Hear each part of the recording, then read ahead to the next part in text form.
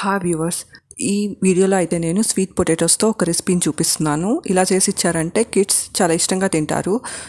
ముందుగా స్వీట్ పొటాటోస్ని ఒక కుక్కర్లో వేసి కొంచెం నీళ్లు పోసి ఒక 2 విజిల్ అయితే ఉడికించుకోండి. 2 విజిల్ పెట్టేశాక కుక్కర్ చల్లారాక ఓపెన్ చేస్తున్నాను. చిలకడ దుంప చాలా చక్కగా ఉడికిపోయింది.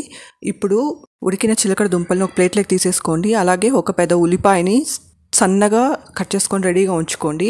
ఒక వెజల్ తీసుకొని అందులోకి సన్నగా కట్ చేసుకున్న ఉల్లిపాయ ముక్కల్ని వేసుకోండి ముందుగా.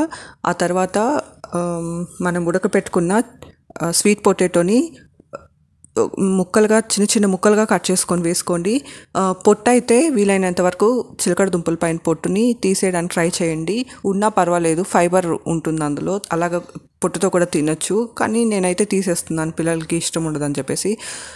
ఇంకా ఇవి ముక్కలు యాడ్ చేసేసాక అందులోకి తగినంత కారం అన్నా వేసుకోవచ్చు, లేదంటే పెప్పర్ పౌడర్ అన్నా వేసుకోవచ్చు. పెప్పర్ పౌడర్ అంటే మిరియాల పొడిని కూడా వేసుకోవచ్చు. చాట్ మసాలా వేసారంటే ఈ రెసిపీ చాలా టేస్టీగా కూడా ఉంటుంది.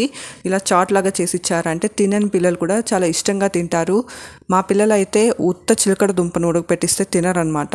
దానికి ఇట్లా ఎక్స్ట్రా ఏదో ఒకటి యాడ్ చేసి ఇవ్వాలి. చాట్ మసాలా యాడ్ చేసి ఇచ్చామంటే చాలా టేస్టీగా మారుతుంది. అందులో ఆమ్చూర్ పౌడర్ అవన్నీ ఉంటాయి కాబట్టి పుల్ల పుల్లగా కమ్మగా తినేస్తారు. తగినంత ఉప్పు, కారంకి బదులు మీరు మిరియాల పొడిని కూడా యాడ్ చేసుకోవచ్చు, అది మీ చాయిస్. ఇంకా చాట్ మసాలా యాడ్ చేసి ఇచ్చారంటే పిల్లలు చాలా ఇష్టంగా తింటారు. తినని పిల్లలు కూడా ఇష్టంగా తినేస్తారు.